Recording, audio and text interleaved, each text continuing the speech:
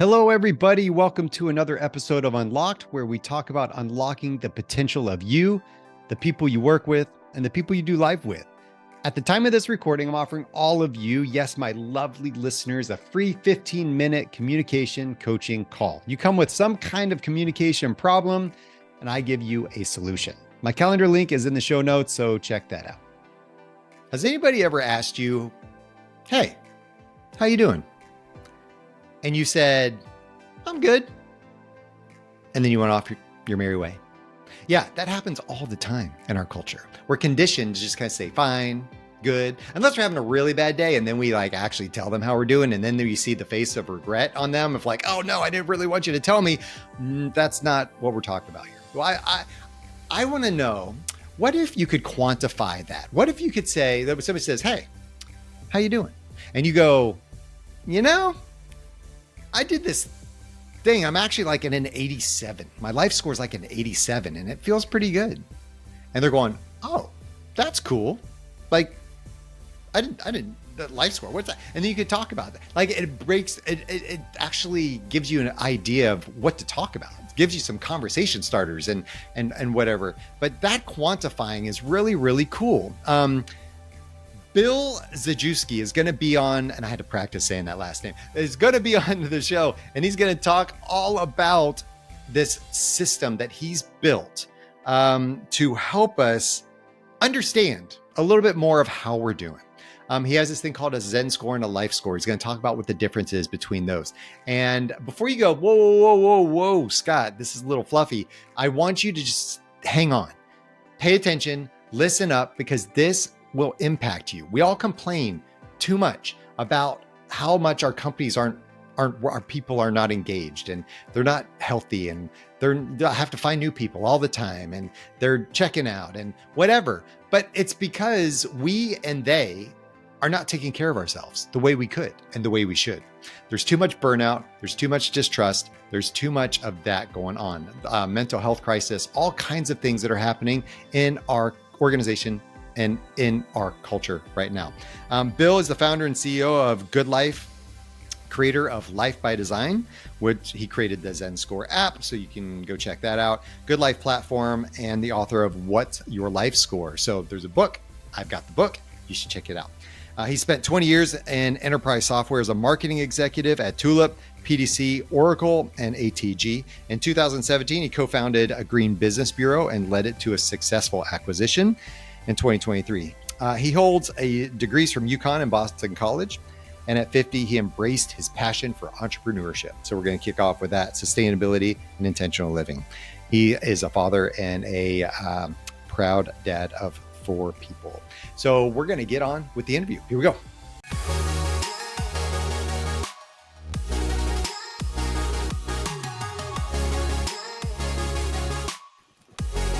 What's up, Bill? How you doing, man?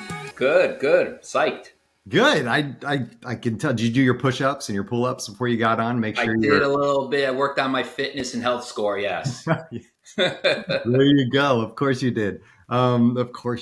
So this is going to be good. Before we dive into that, so little plug, a little preview there of what we're going to talk about.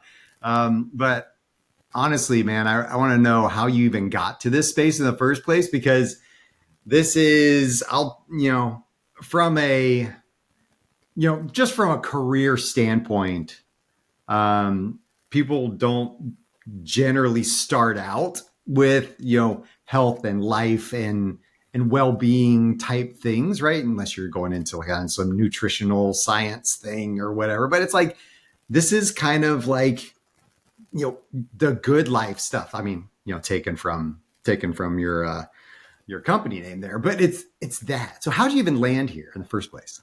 Yeah, no, I didn't start as a fitness nut or a balanced life, huge advocate. I'm actually been in corporate marketing for most of my career. So first 25 plus years, I'm working in the high tech industry, managing, large marketing departments. And then I really became an entrepreneur in my 50s, recently, about 6 years ago. Started this company, Green Business Bureau, with a couple other guys. And then I launched GoodLiife on my own. I kind of got the entrepreneur bug from that last company. I said, I can do this myself. So, but the background, even when I was back in corporate marketing, I was a huge believer of living a balanced life. I had 4 kids. I never missed their games. I try to travel as little as possible. And I would even assess myself at the end of each year, New Year's Eve. I'd look at my health, how am I doing? I score 0 to 10. I'd look at my other, my career, my finances. So at some point I said, hey, maybe this is a useful tool others can use. And somehow I landed on about a year into this, trying to launch this GoodLiife company. Okay, so you got the entrepreneurial bug. Yeah. Hopefully you don't regret that. Like some of us are like, what did I do? And then you're like, wait a second, this is the best thing ever. So I totally get it. There's some glory there, and there is something that adds to that, I guess, GoodLiife mantra, of how do we, and going off your tagline, get good at life, Right. and when you are the owner of your own domain, you Yeah, no, I mean, make it's your way there. clearly, I gotta say, for those who are doing it, um, at first it was tough not having any cash flow, right? It's scary, and so I didn't jump all in. When I was at Green Business Bureau, I was in half the time, and I was doing some fractional CMO work, so I had some income coming in, because it's not easy. It's like the ultimate chess match against the world, right? Create a business.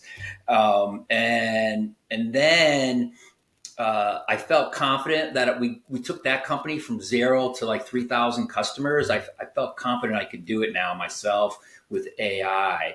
And I was pretty fortunate. I was acquired by Oracle twice, so I had a little bit in savings that gave me at least a little bit of cushion where I didn't have to super stress out over, having no job and just trying to get this company going. Yeah, that's great, man. That's great. Yeah, it's either, you hear about the people that are going, you know what? There's no safety net. I'm going all in, because if I know there's a safety net, I won't go all in. And then there's Yeah. other people that are like, most of the people are kind of like, yeah, I'll do some fractional work, or I'll keep this little gig on the side, or I'll do this in the meantime while I'm trying to transition to my professional hobby, kind of thing. It starts out that way and then they blow it up. So, very cool. But let's talk about the things you built, and living this idea of a well-balanced life. So why are you tackling that? And I'm throwing that out there because I'm assuming it's because you believe that people aren't living a well-balanced life, or you hear a lot that people aren't a well-balanced life. And what does that even mean, Yeah. Bill? What does it even mean to have a balanced life? Does it mean like 50% work, 50% like fun? Like, I don't know. Right. No, it's a great question. As you get older, you look for, and you don't. This is one of the things I'm trying to promote to even young professionals, which is you need a purpose, right? And I realized that two things. I've been doing a lot of mentoring of my 4 kids, their friends. My family has struggled in some areas, and I've helped them. And I'm like, geez, I actually have a pretty good life that I've designed the last 30 years and created, and I've done well. I'm actually in a position to actually guide people, maybe even prescribe what they should be doing. And I did, one of my guiding principles was, this balance part. And you're right, balance, people think, okay, I'm not balance between work and home. And I'm talking about a larger balance, like this wheel of life, where you got to look at your life in 8 buckets, not just work and home. You got to look at your relationships, your friends, your romance, your occupation, your finances and wealth. What's your purpose? What are you doing about growing? What are you doing about leisure, right? So there's all these buckets that you have to invest time in and spread your time equally across to kind of have a more healthy, fulfilling, happier life is what I found. So that's what I try to do. I try to define this kind of circle of life. It turns out life coaches, I thought I invented it, by the way, and then because I wasn't a life coach, and then I started, when I started creating the software, I found like 100 versions of the Wheel of Life out there that coaches are already using it. So there's science behind it. There's a ton of science behind it.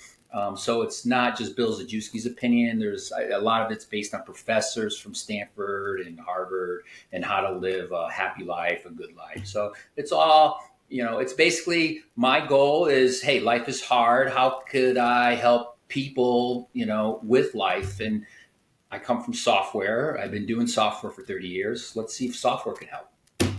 Okay, so we're talking about life.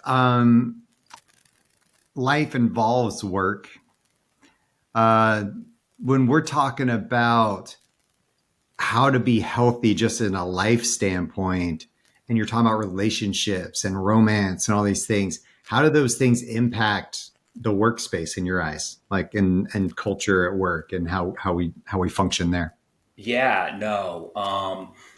I think there's this belief that you got to put in like 60 hours and separate the two worlds, black and white. I actually have some of my best friends are people I've worked with the last 30 years. There's no way you can separate it that distinctly. And there's no doubt also, I've seen people who are stressed, anxious, not happy, and their performance in work just suffers from that. You can see the blow ups. You could say there's something going on in that person's life, and it's spilling over into their work and really hurting them. And so I think there's a lot of side benefits that and intangibles from having a happy, life at home and healthy friends and relationships and being healthy, that make you be a much better, more productive, more focused worker at work. So I think the two go hand in hand. Totally agree. And in this day and age when a lot of us, have a hybrid environment or a work from home type environment or whatever, you're actually working in your home, and you can try to separate it by having your office in a different room if you have the luxury of doing that, or in the basement or whatever. But physically, sure, it's hard to separate, but mentally it doesn't work. Like if you're struggling, you're right. If you're struggling at home, and you're going to bring that to work. Yeah. And if you're struggling at work, Yeah. you're going to bring that home. Yeah. And it definitely transcends that, gap, that wall where you're like, nope, we keep stuff separate here. We don't talk personal. You keep personal life personal. You keep work life work. It's like, Yeah. No, not anymore, man. Yeah. Yeah. What I realized too is there are companies that actually care about this stuff, that don't have cultures where, you can't leave before your boss, you have to put in 60, 70 hours and all that. There are other cultures, at companies I found that have Fridays off. My son works at a company every second Friday. They work, they have off. They work a 9-day, 9-hour work schedule, and because they want to give their employees that. There are other ones that give you, well-being programs and all that. So I think this younger generation is looking for that. I think they're tired of kind of the burnouts that they see that around them. Maybe it's their family and friends, and are looking.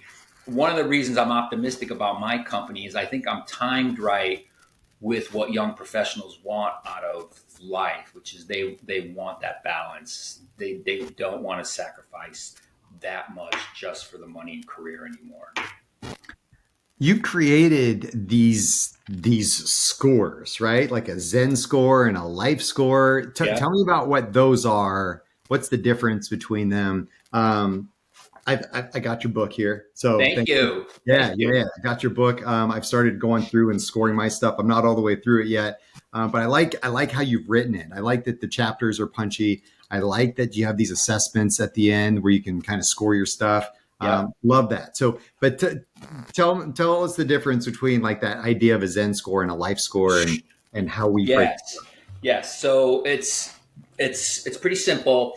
The first one is ZenScore. You could probably guess it's something to do with how you feel, right? So ZenScore is how you feel about 11 areas of your life, right? It goes through your health, your home environment, your leisure, your growth, your friends, your romance, all those areas. And it's asked one question. It takes 2 minutes to get your ZenScore. How do you feel about your fitness, how you look, and your health, right? That's 0 to 10. And then the next one is, do you feel safe at home and are able to relax and entertain guests, right? It talks about your home environment and where you live. Like, it's one long question. So you go through these 11 questions and it spits out a score from 0 to 100. And, if you're 50, 60, 70, it's like almost a letter grade. You got some things to work on. But it's how you feel, right?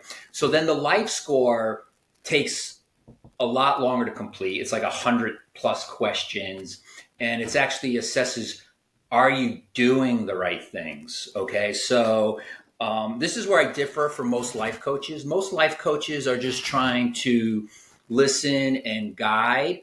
I'm actually trying to prescribe. I actually have a playbook here, right? So you go to the 13 questions for your finance score and your life score. It's going to say, hey, are you saving 10% of your pay every week? Do you have a 401k? Do you have a rainy day fund? And so it's asking, is your mortgage less than 1/3 of your pay? So do you know what mutual funds and 529s are? So it's really black and white. Like, you need to get your finance act together and do these things, right? Same with health. Are you doing cardio 3 to 5 times a week? Are you doing strength? Are you, doing any breathing exercises? So everyone's different, of course, but we know that people who are happy, healthy, doing well, do these things in those 8 areas. And the life score is like almost a self-diagnostic. Here's what everyone else is doing to be really good in these 8 areas. Which ones are you doing, right? So that's the difference. Zen is how you're feeling. And then life takes 20 minutes. Are you actually doing those things? What are your habits, ideals, and mindsets? Okay. So here, I'll tell you, Bill. I use a tool that I call the Peace Index, and it scores people on 5 different areas, which overlap with some of yours, right? Purpose, place, which is your environment, Yep. people, your relationships, provision, which is your financial security and outlook, and then personal health, which deals with physical, mental, and spiritual. Yep. But I will tell you, I don't get as granular as you do, right? In this idea of it's really a gut check kind of tool. Maybe it relates more to the ZenScore, but or if, like, how you feel like you're doing in these areas. Right. But I really like this life score idea of breaking it down. Yeah, it takes a little more time getting those averages, but then you're actually taking it a step further and prescribing, like you said. And you're right. Maybe I don't do cardio 3 days a week, but that's not my thing. So, but the idea is there. The idea is, hey, there are success formulas here that you can use at your disposal. And this is probably what you should look at doing if you're not doing them already. Here's a checklist, right? So that's really cool. Yeah, no, it is. It is a checklist. And the software, there's a trend, of course, of mobile apps tracking your habits or your fitness and all that. So I'm doing the same thing. I'm looking at some of the best practices from those cool mobile apps. I got nudges in there. If you feel like you're not drinking enough water every day, to stay kind of hydrated, you can check a box on that question on your life score and say, hey, give me a nudge daily or weekly to remind me to drink more water, right? Or go or don't sit 4 hours straight and go take a walk around the yard. So it's all about your habits, as you know. I totally believe in that, right? You got to create the right habits. So there's a little bit of micro psychology in there, whatever the buzzword is, of trying to nudge people to create these habits that will help them in their life. Yeah. So you're talking about the app, right? Yeah, the app. Yeah. Going in and using the app. So you can download the app on your phone. Yep. You can go through the whole assessment. And is it free or is it paid? There's two. The ZenScore is free. So go to my site, GoodLiife.com, and you can get quick feel for how you feel you're doing in all those areas. Then the other ones like $95 a year, the Life Score app gets into more in depth. It also has a stress score, which I didn't even get to in the book because I just launched that. If when you're feeling down or stressed or anxious, it goes through this checklist of 50 things that might be causing that, whether it's, unpaid bill, you didn't work out today, I don't feel ill. Like people sometimes don't, they feel like they're not motivated to get out of bed or not, or in a tough spot. And I always found it useful to try to get to the root cause. Why am I feeling down this week? Or, what's going on? And usually I look, oh, the market's down this week and I'm down 5% in my 401k. I can get over that. So, or if there's something that I can do about it, but anyways, I don't want to go off tangent too much. That app that has kind of the stress score, the life score, that's $95. And then there's an app for coaches that allow you to kind of share scores, set goals, set plans, and kind of collaborate in the app between you, confidentially, between a client and a coach, and work on their score together. Oh, that's really cool. Yeah. Good. So you're talking about scaling. Like this is, B2B and B2C. Yeah. I don't know which market. Again, I'll put on the entrepreneur hat for a second, right? Yeah. I think there's 3 markets for this app so it starts with the system, right? I got the book too. There's a system here around scores. People love scores. It's a number, kids love, hey, I'm at 60. How do I get to 80? And I think individuals will like doing it on their own, but some people want the coach holding them accountable. I mean, I've had coaches in my life. So then the coach can use it. And then the grand plan maybe is start to get it into companies and help create a more balanced life culture for employees and have heads of people maybe bring this into the company to use and help their employees' well-being. A happier, employee is a more productive employee, less stressed employees, probably less likely to leave. So I think there's a play there, but I'm not sure yet. Right now, I'm focused on individuals and life coaches. Get the data, man. Get the data. Test the market.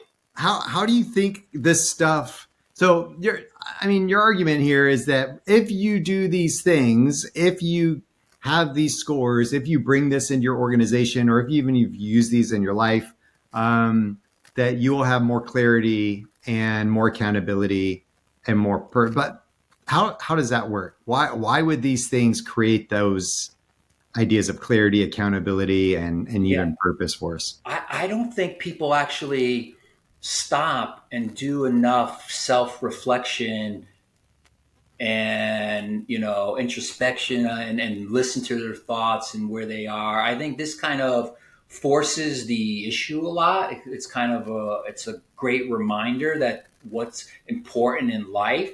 And all of a sudden it becomes, from a lot of the coaches that I've worked with already with the tool that like it, say, hey, this kind of gets it from touchy-feely to more of almost like KPIs for life, right? Like, here's my KPIs, and I got to hit these to do well in life. So I think the worst metric I think out there, although it's a decent metric, but not the only metric, is money, clearly, right? Everyone looks at that. Success, what do I have for a house, money, assets, and all that.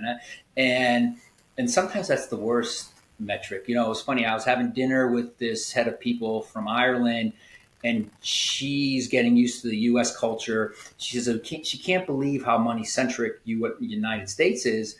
In Ireland, the success is how great are my kids? What do they like? Did I raise a great family? And they give people credit for that just as much as where they are with, where they live and what their, salary is. So, I mean, our culture is clearly very materialistic compared to some other cultures, for sure. Yeah, I can see that. I almost consider America to be the young teenagers of the world, where we're just kind of like firing on all cylinders, going out there, blazing trails and, doing whatever, falling on our face constantly. But, like pushing things, pushing envelopes, pushing boundaries. in different ways, but it's fast, and and that achievement culture has definitely seeped into a lot of organizations that I work in. And So, by the way, there's nothing wrong with ambition. Holy smoke. I'm like oh, no super, way. Yeah. I'm super ambitious. You know, when I'm working hard, but I'm focused, right? I feel like a lot of people, don't, what I do in an hour, they may take 4 hours. Like you gotta, like, if you work focused and hard while you're working, 40 hours is a ton of time to get a lot done in a week. It really Yeah. is. It is. And, the mantra of, oh, I don't have time for Yeah. that, or I just don't have time for, exercise. I don't have time to focus on those initiatives and those goals. I'm already burnt out. I just hear Yeah. so much about burnout right now. Yeah. What do you think about that? How does that Oh, play into what people are doing and how they can shape their lives they better? just got to rewire themselves. Don't they realize that, oh my God, if they think their life is hard now, imagine if they go in for like a stroke or a heart attack or some mental health issue that has been caused by what they're doing with their lives. That's a tough life. Like they need to think of the bigger picture, the future, and some people unfortunately wait till they have an incident, before they actually realize that, right? And so you're totally right. I think one of my slides or blogs had some stats in there, and like 1 out of 3 people has heavy anxiety and stress in their lives. 1 out of 3, and then only 1 out of 4 people in this survey are truly happy. I'm like, holy smokes, only 1 out of 4 people are truly happy in their lives. So clearly life is hard. And so I know I'm going after a problem that's out there as an entrepreneur. I'm just going to have to see how much value this notion of scoring and using an app to help people will be. So time will tell. I'm pretty. The other issue I think that's out there that makes things like this hard to adopt, and although that's super important, and if you talk to anybody in a room, I feel like they would go, "Oh yeah, that's really important. That's really important." But Yeah. when the time comes to take action, they don't take it. Yeah. And one of the things I think that drives that is our immediate gratification culture and the immediate removal of pain and I can just take a pill for that culture, because it's like so working on my life score is going to take some effort. It's going to take some time, and it probably won't be solved in, Q1, Yeah. Yeah. but there's probably some immediate things you could knock out, right? And Yeah. just start working on and start feeling some momentum. But, it takes time to work Yeah, on it this takes stuff. time, and you got to have the right people around you. That's why I'm realizing this now. The coach is just as much there to hold you accountable as he is to teach you stuff, right? A lot of the stuff now, I know you could probably go to ChatGPT and read articles on whatever you want, right? But someone needs to force you that on the first Monday of every month, we're going to sit down and look at your ZenScore and Life Score and say, oh my God, you actually went from a 60 down to a 58, and what are you doing, right? I mean, we've shown that those people need those partners in AA and other programs to help them hold them accountable. I've been kind of lucky. My wife's kind of held me accountable for a lot of my life, and my bosses and stuff like that. So that's why I'm now thinking this is probably a better tool for mentors and coaches to use if you're not self-disciplined with people, rather than trying to do it themselves, because they may take that score the first time and then put it on the shelf and not go back, right? Yeah, So it's hard. Change is hard. Changing habits is it hard. is.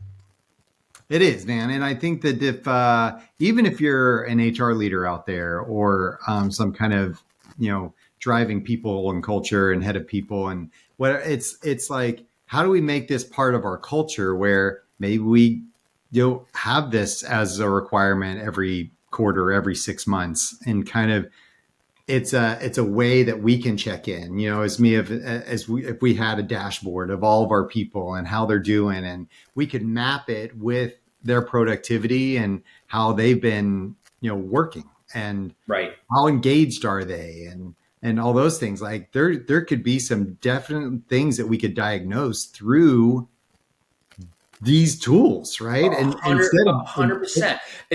There's money being spent, big money, on well-being programs. Yet I don't think there's a real good set of KPIs to understand the return on those programs. And what better than to just ask the person, assess the person, and how they feel about their life and work life.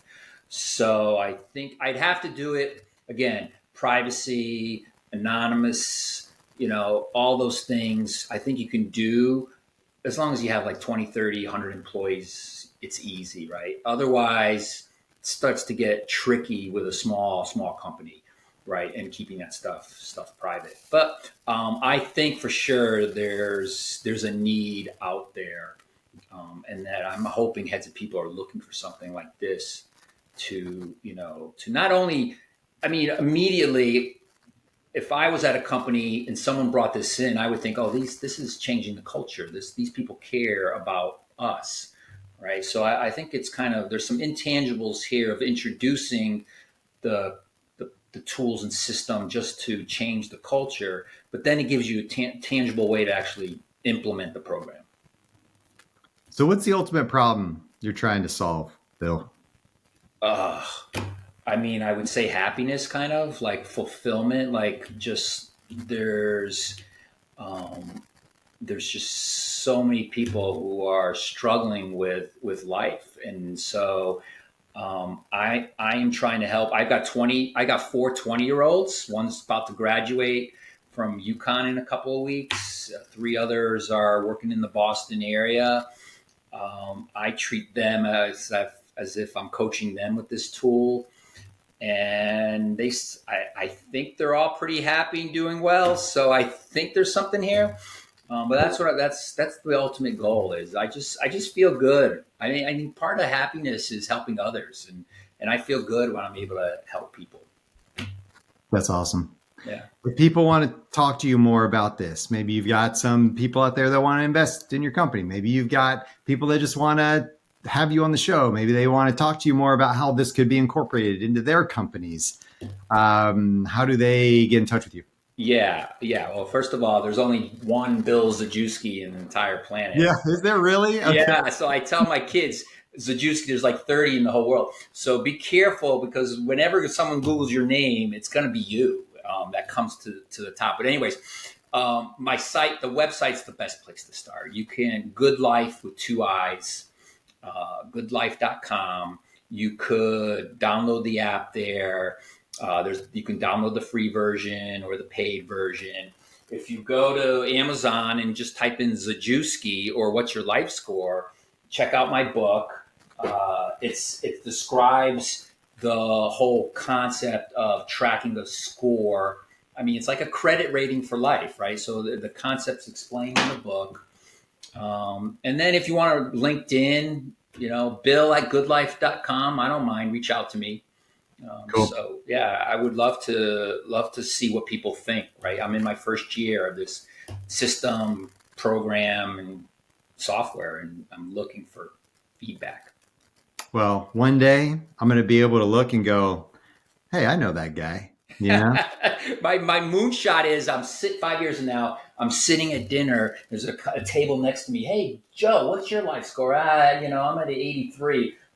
You got to get, and that's people using life score as a word, That's right. That's right. I often talk about, like, what if we all knew each other? Like, if we had these numbers above our heads and we knew we all had a score, and I could look across the table from me in a meeting and go, oh, the person's like at a 46 right now. Like, they're struggling, right? Like, I would know how much to push them or what's going on with them, right? I could wonder why they're checked out, instead of just pointing the blame and going, wow, that person's lazy, No, it's funny. I'm a big studier of how the mind works. You need frameworks like that. So if I can create a framework in people's mind and say, hey, oh my God, that guy's got like a 3 in health, even though he's a 10 in wealth, right? I mean, so if people could just start thinking like that, I've done something. Yeah. Yeah. Very cool, Bill. It's been great having you on the show, man. Keep pushing it. This stuff's important. It may not move your weekly, monthly sales goal number right now. Yeah. But over time, investing in your people, investing in your health of your people is ultimately going to be investing in the company and the growth and the trajectory of where you go, right? Unhealthy people are going to create an unhealthy company. So yeah, agreed. I think it's awesome, man. Thanks, man. I bet you have a good ZenScore. I'm not done with it yet, but I'm getting there. All right. Sounds good.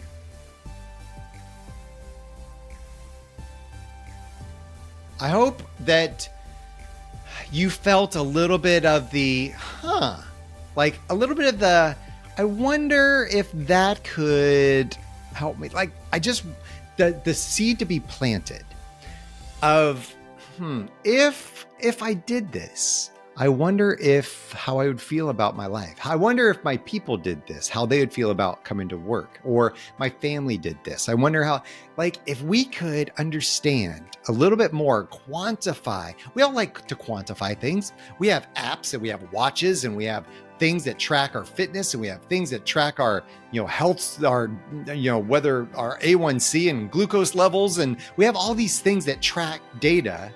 But what are we doing with it? So yes, you can track your life score and your ZenScore, but what do we do with it? That's what I like about Bill's system, is that he actually has a way to do something with it, some action that you can take with this thing. So I'm really grateful that Bill was able to be on the show and talk about this. So good on you, Bill. Everybody, get out there, get the app. It's free. Check it out. If you want to find out more information about me or check out the show notes where there's going to be more information and links to the things referenced in this episode, visit SkotWaldron.com. And lastly, I'm asking for a little bit of love, just a little bit. So please take a moment, follow, rate the show. The algorithms like that. It helps me get the word out. I really appreciate it. Thank you. And until next time, stay unlocked.